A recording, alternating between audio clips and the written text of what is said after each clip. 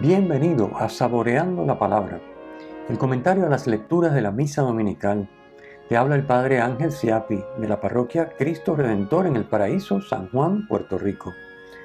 Recuerda que en la descripción están las citas bíblicas de las lecturas, el enlace al guión de la Lección Divina, el enlace a los apuntes del comentario y la dirección de la página web de la parroquia Cristo Redentor.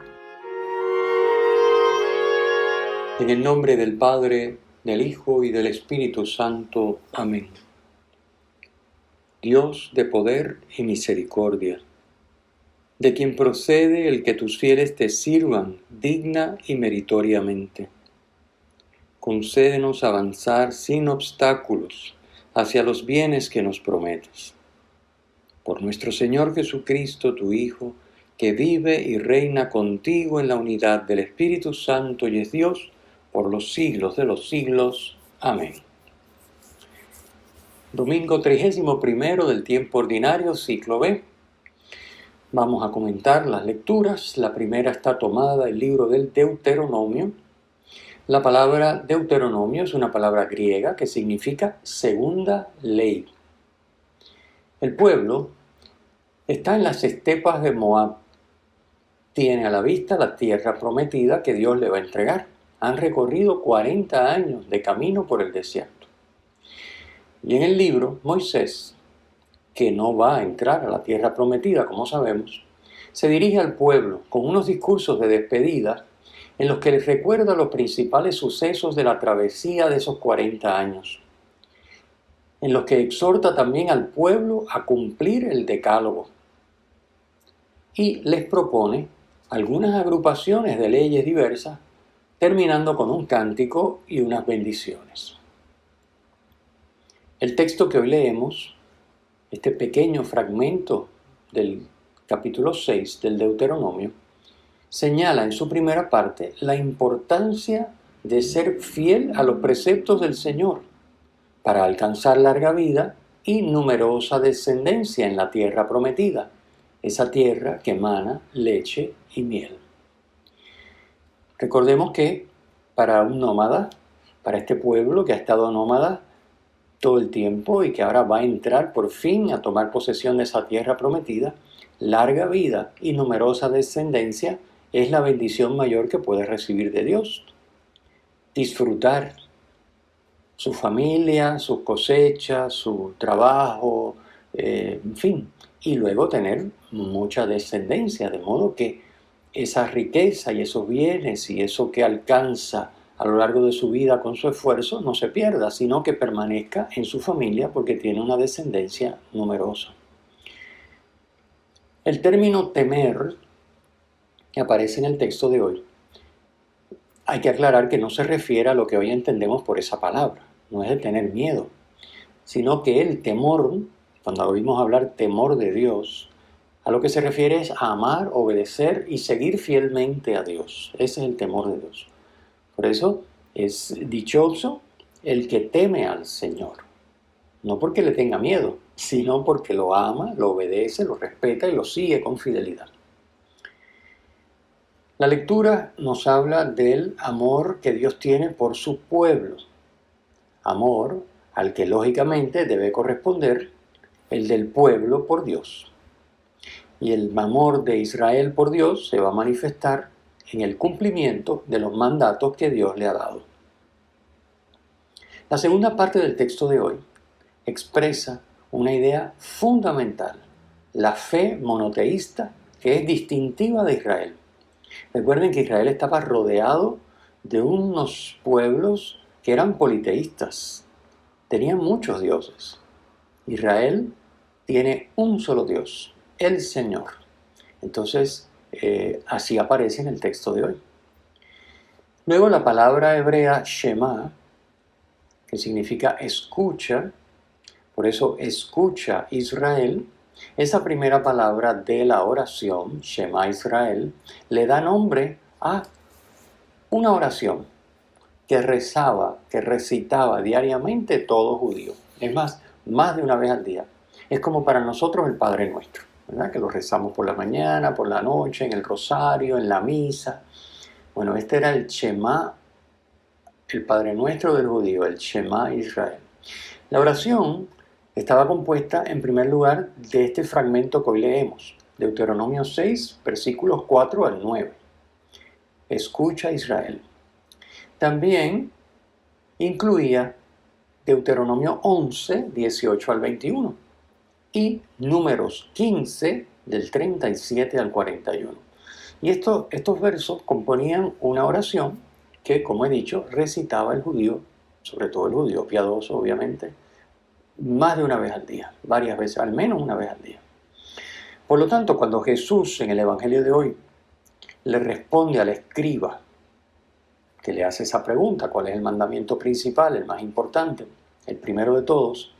Jesús en su respuesta le está citando un texto que el escriba conoce muy bien y que sabe de memoria, porque es la Shema, es la oración.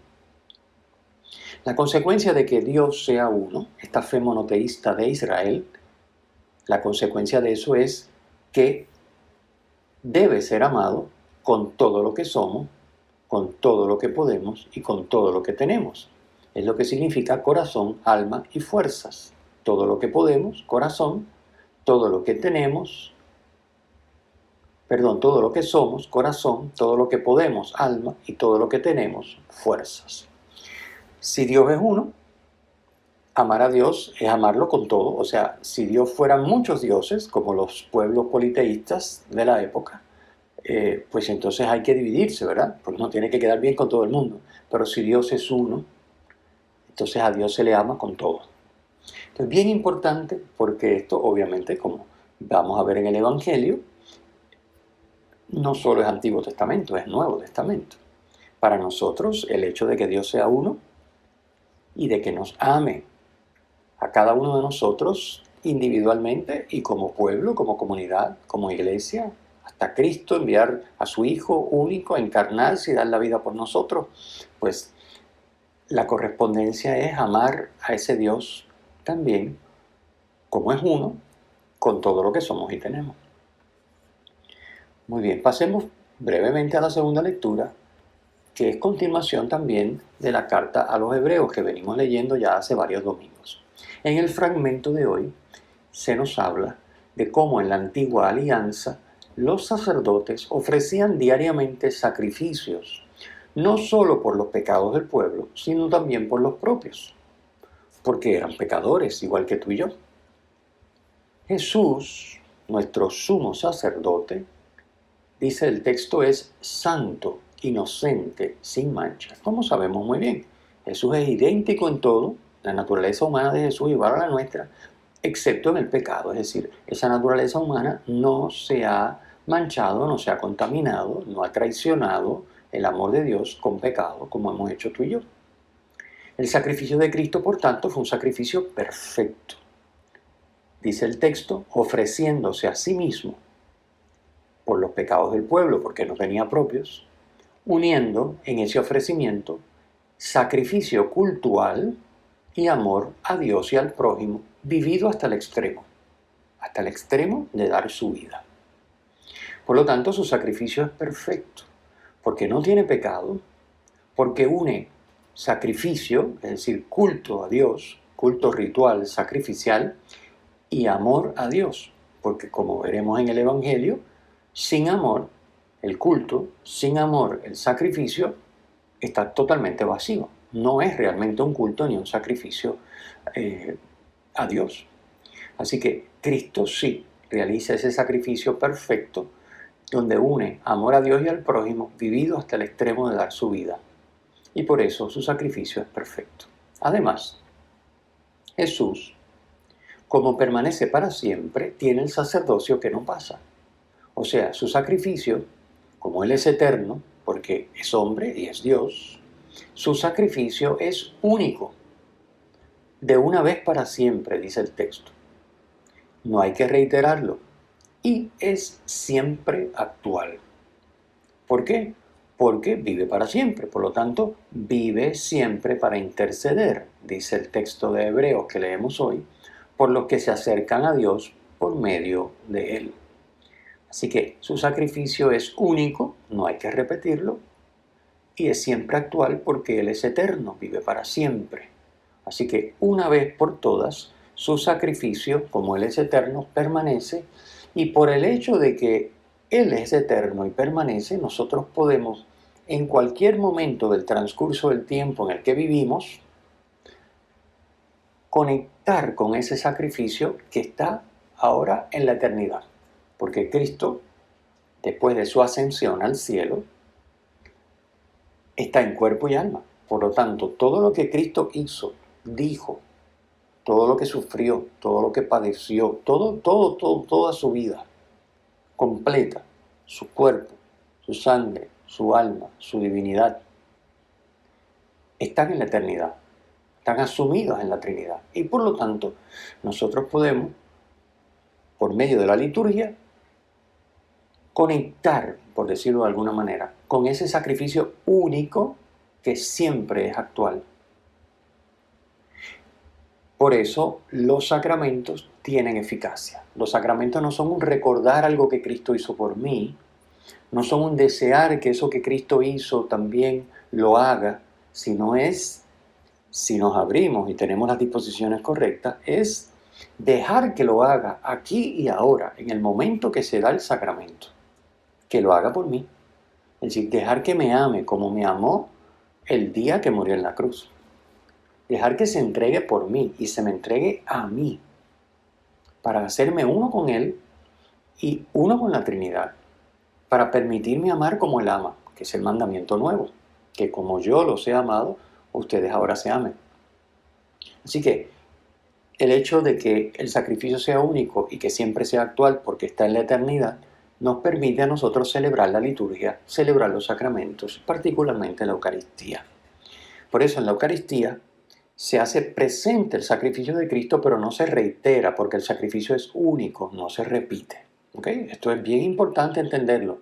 O sea, la misa es el sacrificio de Cristo, pero Cristo no se sacrifica cada vez que se celebra la misa, sino que ese sacrificio único, asumido en la Trinidad, nosotros recibimos los frutos aquí y ahora según nuestras disposiciones, porque nos conectamos, por decirlo de alguna manera, no sé qué otra palabra mejor se podría usar, quizás hay otra más teológicamente correcta, nos enchufamos, por decirlo de otra manera, a esa realidad que es siempre actual.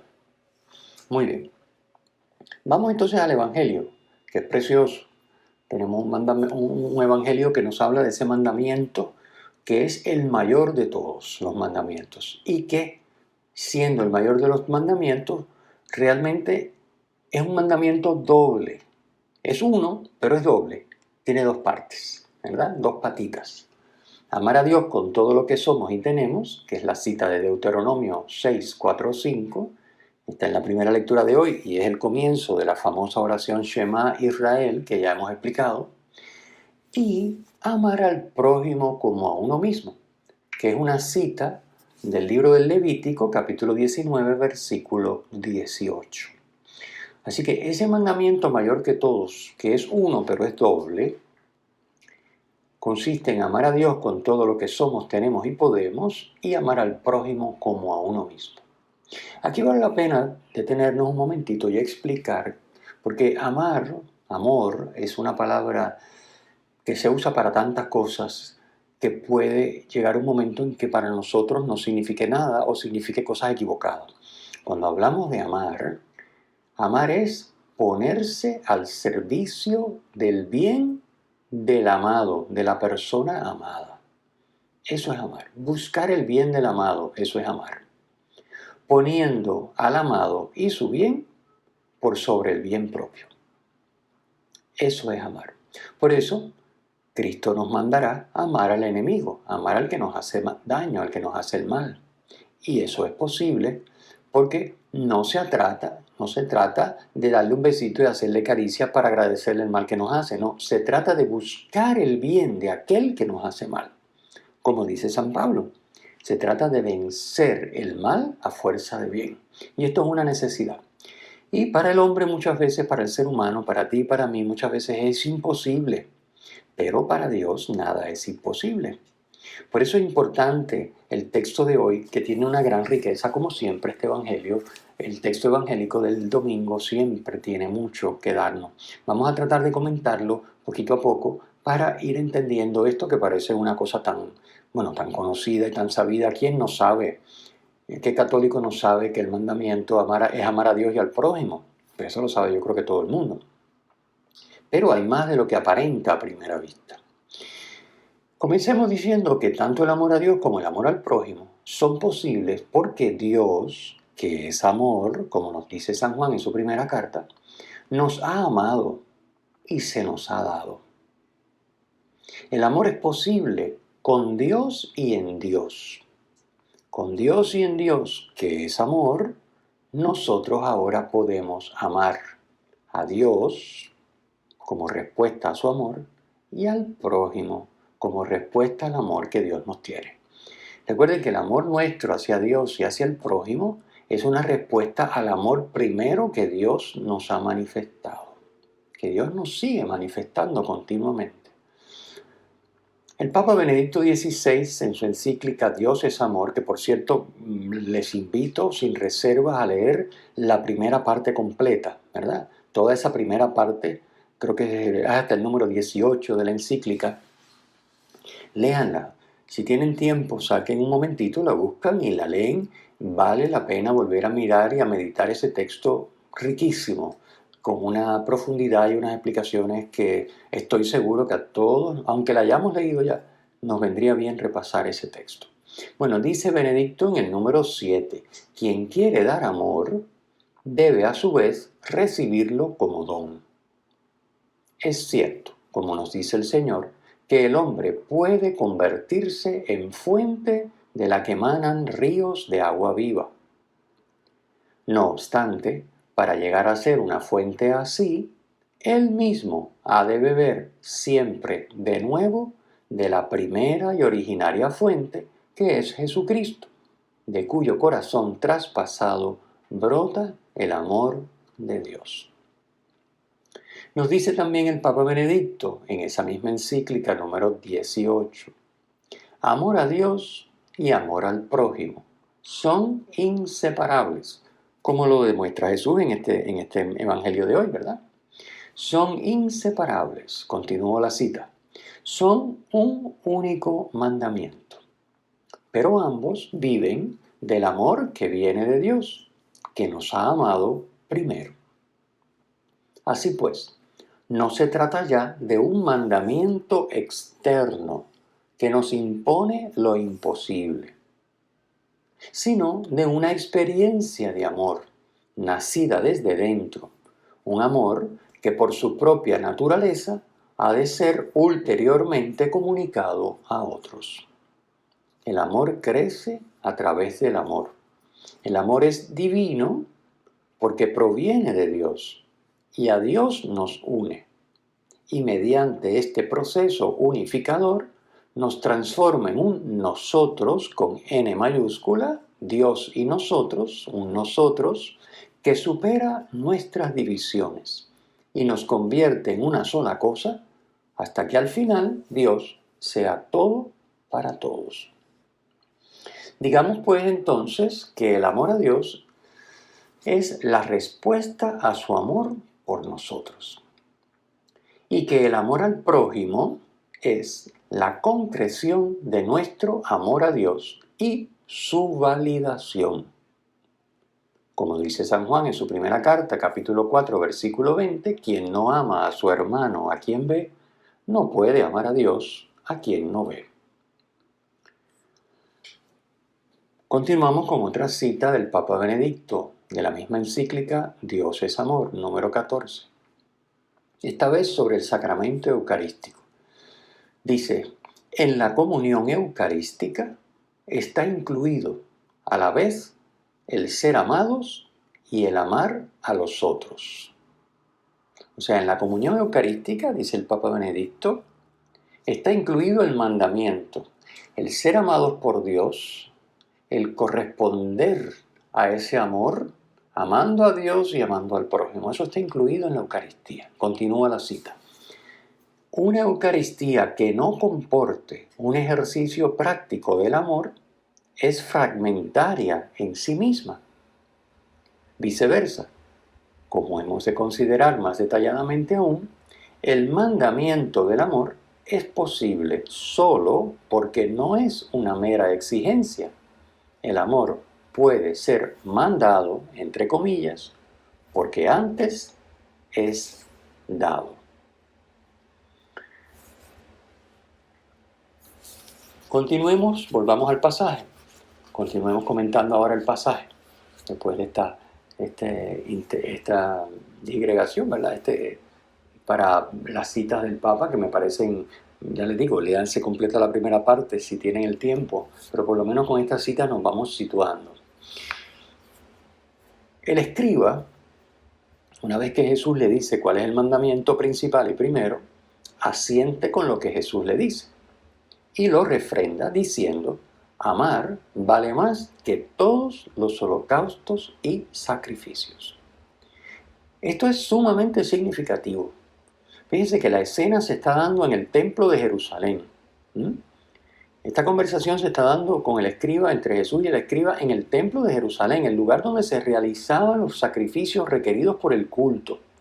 Y el hecho de que en ese templo un escriba, es decir, un maestro de la ley, exprese que el amor vale más que todo eso, es muy significativo. Por otra parte, nosotros sabemos que es así. Y es lo que nos ha dicho San Pablo. No basta con mirar 1 Corintios 13, versículo 3 dice: aunque repartiera todos mis bienes y entregara mi cuerpo para dejarme quemar, si no tengo caridad, de nada me aprovecharía. Así que el amor es la clave. El amor es la clave. Sin amor no es posible ningún culto a Dios, ya lo hemos dicho. Este escriba es el único que recibe un elogio en el Evangelio de Marcos.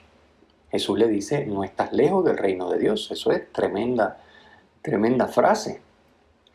Porque en ese Evangelio siempre se presenta a los escribas y a los fariseos como opositores de Jesús. Siempre están encontrados.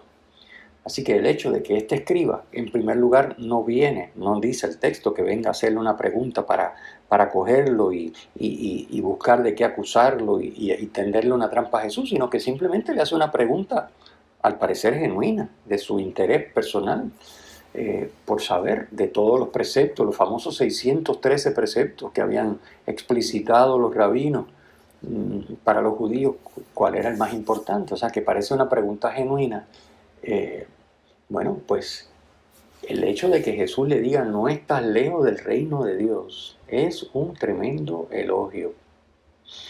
¿Por qué el escriba no está lejos del reino de Dios? Esto es interesante. Bueno, porque ha comprendido que no hay culto a Dios sin amor. Pues la única manera de dar culto a Dios es amando. Esto es fundamental. Y para nosotros es fundamental. A nosotros hemos entendido lo que entendió este escriba, que no hay culto a Dios sin amor. Porque puede ser que uno limite el culto a ciertos actos de piedad, la misa, el rosario, algunas oraciones, alguna obra de caridad puntual. Pero el amor es otra cosa. El amor es un estilo de vida. El amor es una vida en comunión con el amor con A mayúscula, que es Dios, Trinidad. Entonces, quiere decir que amamos a Dios y nosotros todo el tiempo. Y bueno, con nuestras fallas, porque muchas veces nos desviamos y no le permitimos a Dios amar en nosotros y con nosotros como Él quiere. Pero de eso es que se trata. El amor es la clave de todo. Así que este escriba ha comprendido que no hay culto a Dios sin amor.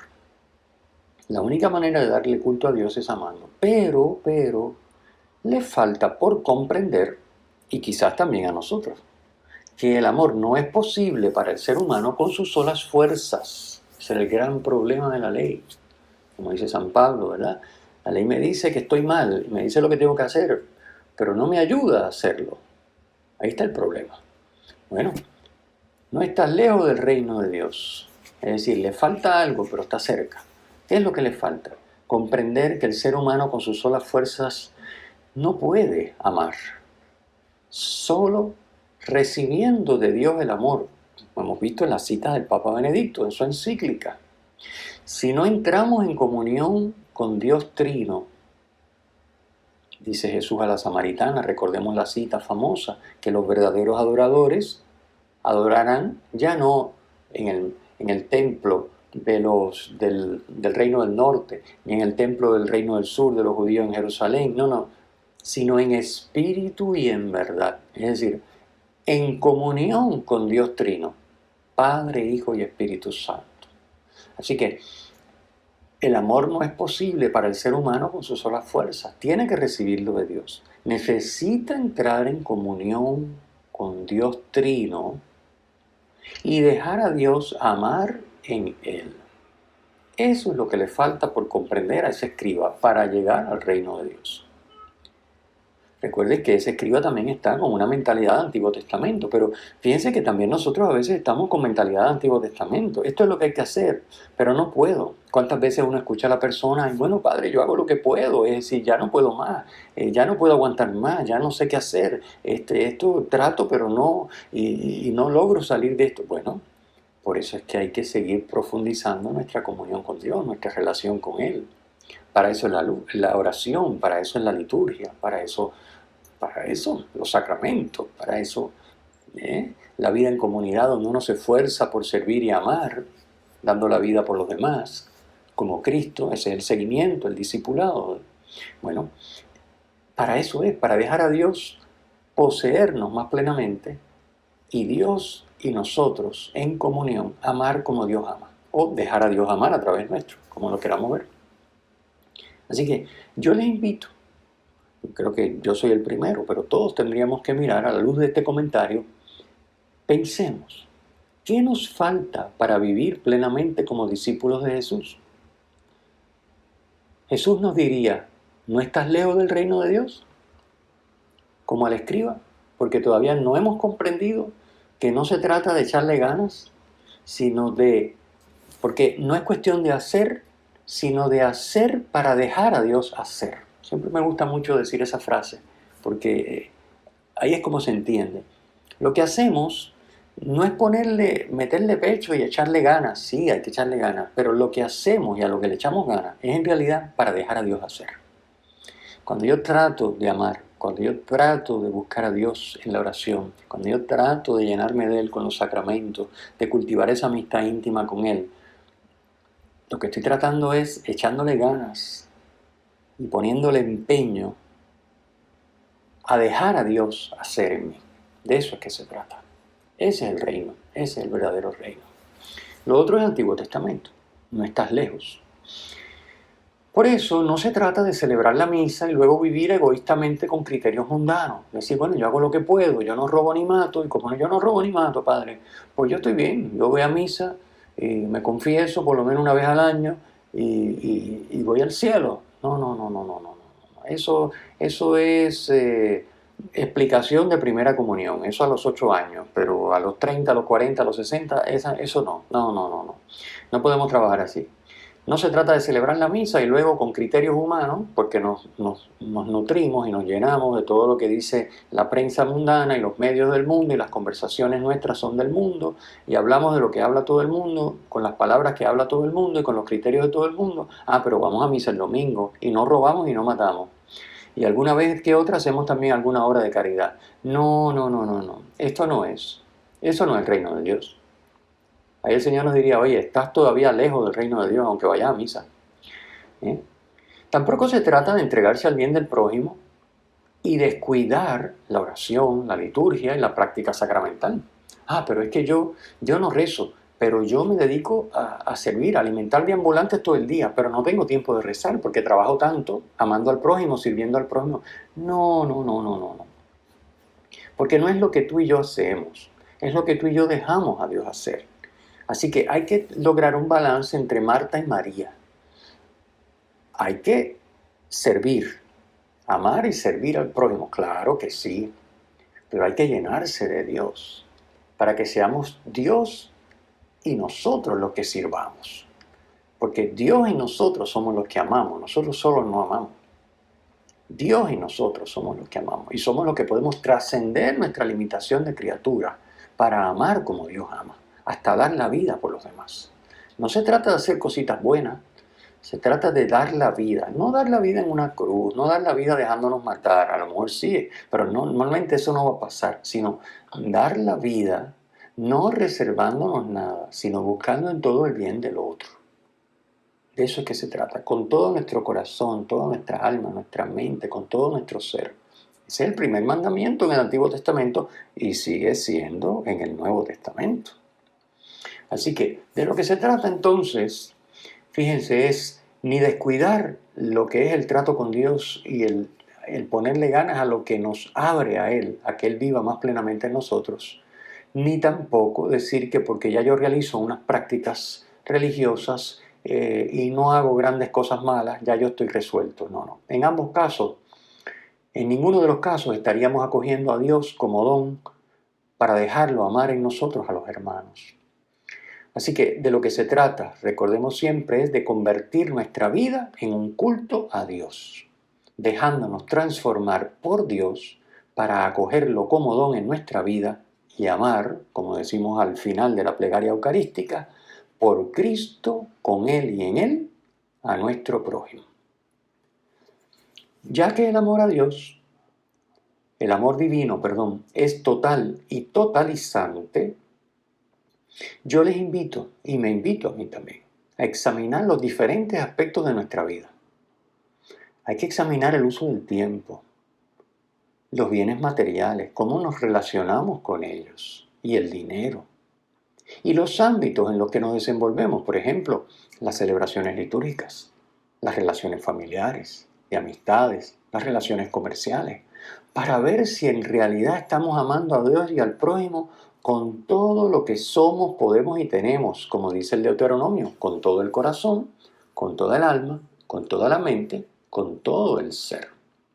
Así que miremos nuestro uso del tiempo. Por ejemplo, Padre, es que yo trabajo tanto y hago tanto por los demás que no tengo tiempo de rezar. Bueno, pues si no hay tiempo de rezar, no estás haciendo nada por nadie. Porque el verdadero sacrificio es el amor. Y si amamos a Dios, ¿quién no quiere estar con el amado?